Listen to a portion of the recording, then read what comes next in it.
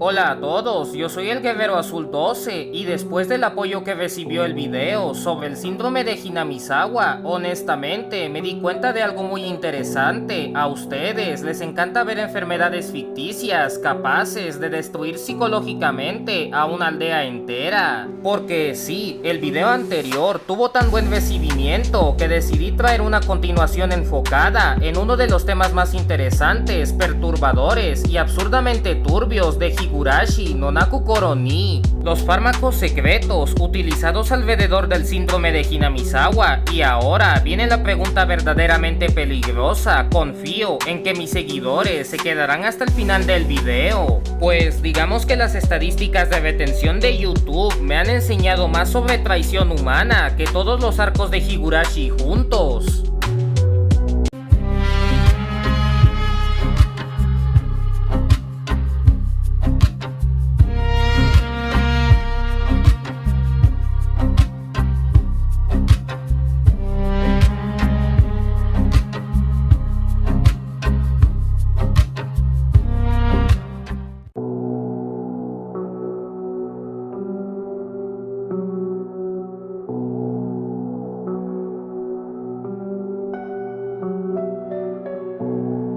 En Higurashi, mucha gente recuerda los asesinatos, la paranoia, los ojos desquiciados y a media población actuando como si la estabilidad mental fuera una función premium que olvidaron pagar.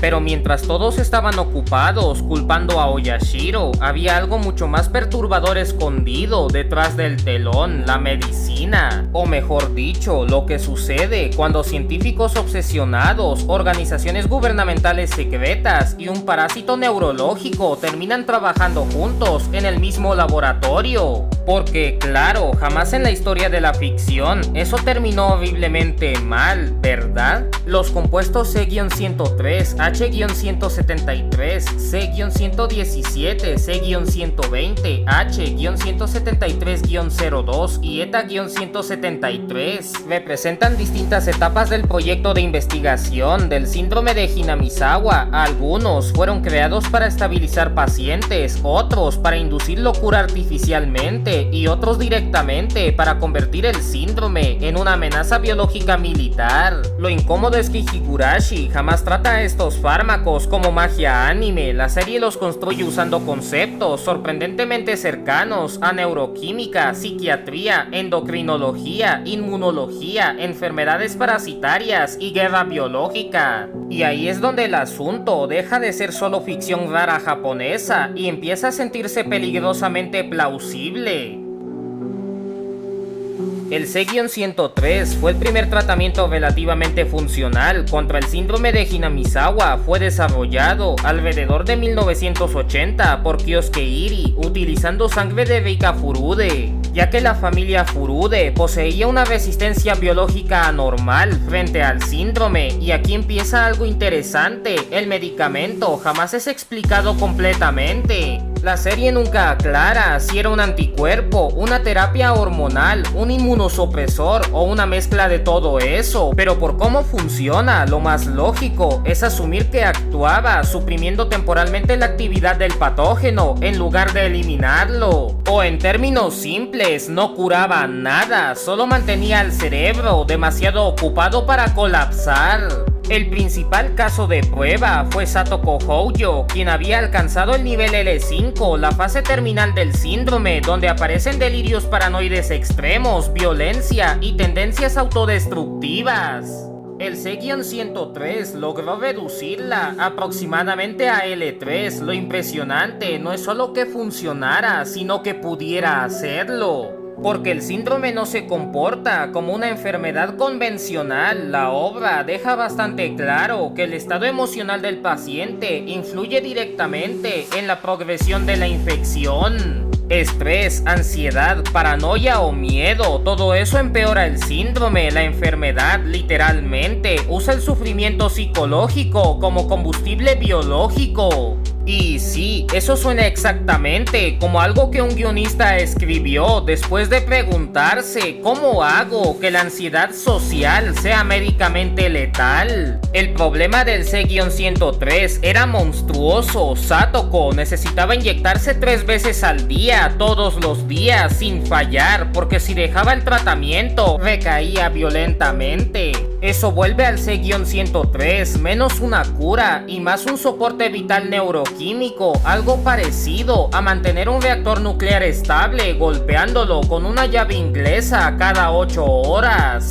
Lo aterrador es que sí existen paralelos reales. Hay enfermedades donde el tratamiento no elimina el problema, solo evita que el sistema colapse. Trastornos neuroinflamatorios, epilepsia severa, encefalitis autoinmune o incluso ciertos tratamientos psiquiátricos funcionan bajo una lógica similar. La diferencia es que normalmente una recaída no termina con alguien intentando arrancarse la garganta porque cree tener parásitos bajo la piel, pero bueno, normalmente.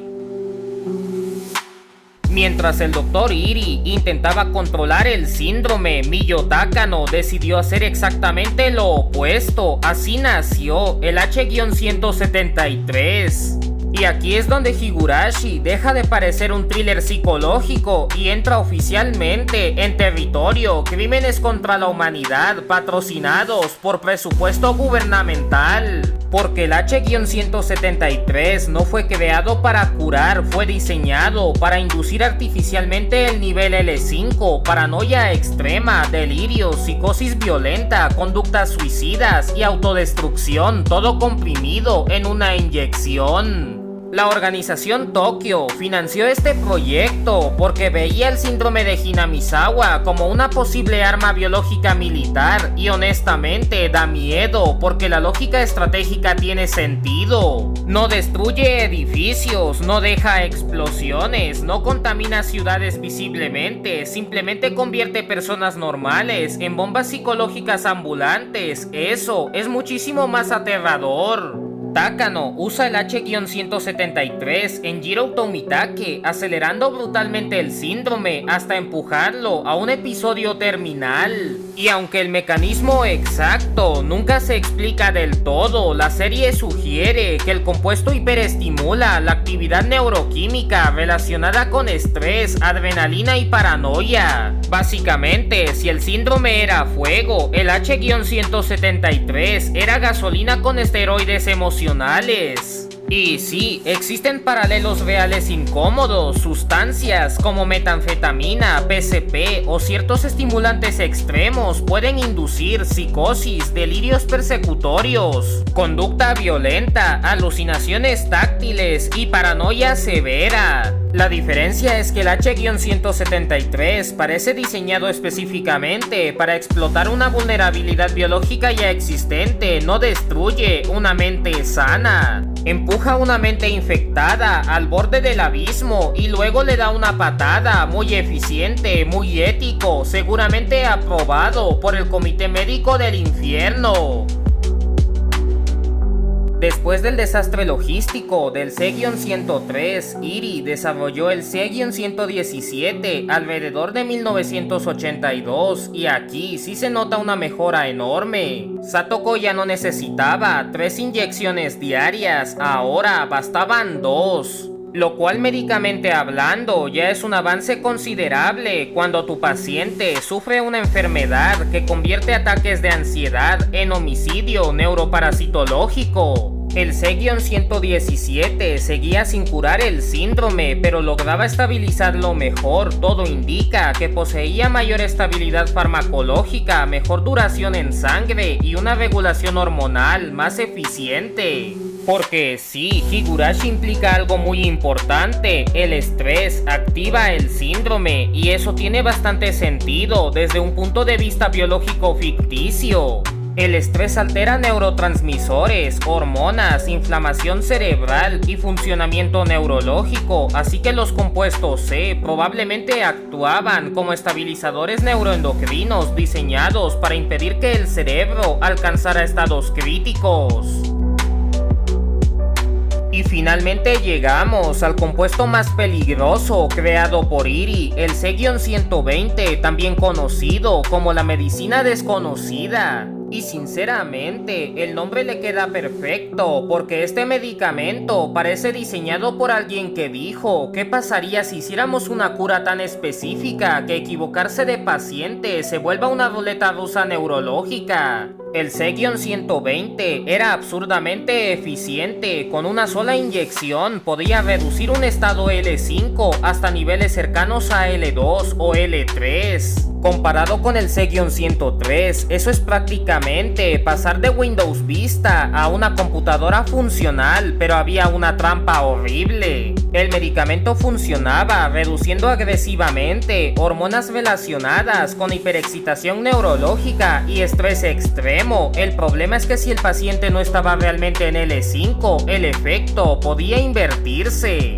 En lugar de estabilizar el cerebro, el compuesto empieza a desregularlo. Y aquí es donde la ficción se vuelve inquietantemente realista, porque sí existen medicamentos donde un diagnóstico incorrecto puede empeorar radicalmente al paciente: antipsicóticos, inmunosupresores, tratamientos hormonales o fármacos neurológicos especializados. La diferencia es que normalmente el error médico no termina creando paranoia homicida rural con temática de cigarras.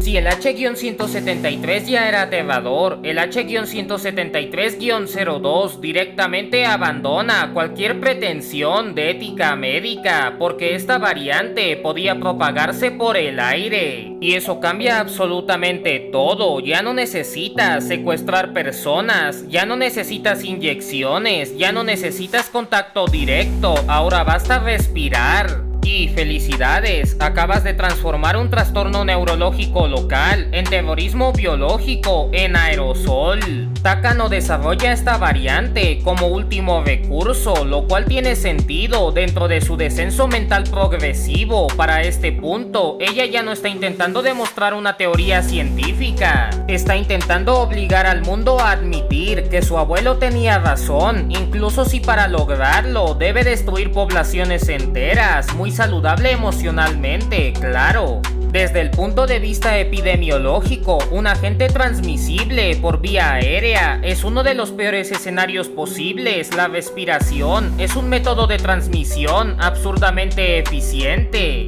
Por eso tantas pandemias reales generan tanto miedo, y Higurashi aprovecha exactamente ese terror, la idea de algo invisible entrando al cerebro y convirtiendo lentamente la mente humana en un enemigo. No necesitas monstruos gigantes cuando puedes convertir la ansiedad en arma biológica.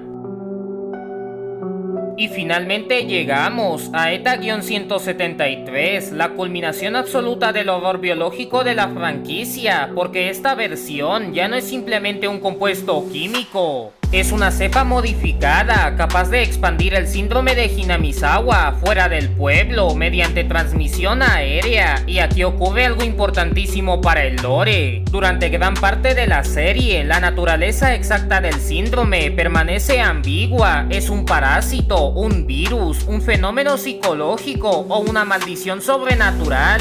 Pero ETA-173 inclina fuertemente la balanza hacia un agente infeccioso real, y peor aún, uno transportable. Eso convierte el síndrome en una amenaza pandémica. Y hasta aquí llega el viaje de hoy por el laboratorio neuroquímico más éticamente cuestionable de Hinamizawa. Si les gustó el análisis, no olviden dejar su like, porque literalmente no cuesta nada y ayuda muchísimo al canal para que la plataforma deje de tratar mis videos como si fueran documentos clasificados del gobierno japonés. También comenten qué opinan de todos estos compuestos rarísimos de Higurashi y díganme qué otro video quieren ver después. Y por supuesto, compartan el video, mándenselo a sus amigos, a otros fans de Higurashi, a ese compañero que estudia medicina y ya perdió la cordura en anatomía, a alguien que crea que la neuroquímica no puede dar miedo, o directamente imprímanlo, guárdenlo en un maletín y entréguenselo sospechosamente a un científico en un callejón mientras suenan cigarras de fondo. Ustedes deciden. Y claro, no olviden suscribirse y activar la campanita para no perderse los próximos videos del canal, porque se vienen más análisis, más horror psicológico, más biología ficticia, cuestionablemente plausible, y probablemente más momentos donde termine preguntándome por qué las franquicias japonesas tienen tanta obsesión con destruir la salud mental de absolutamente todos. Yo soy el Guerrero Azul 12, me despido y nos vemos en el próximo video. A menos que alguien me inyecte el C-120, empiece a escuchar cigarras a las 3 de la mañana y termine convencido de que el algoritmo de YouTube es una conspiración gubernamental de Tokio. Honestamente, viendo este tema, tampoco sonaría tan imposible.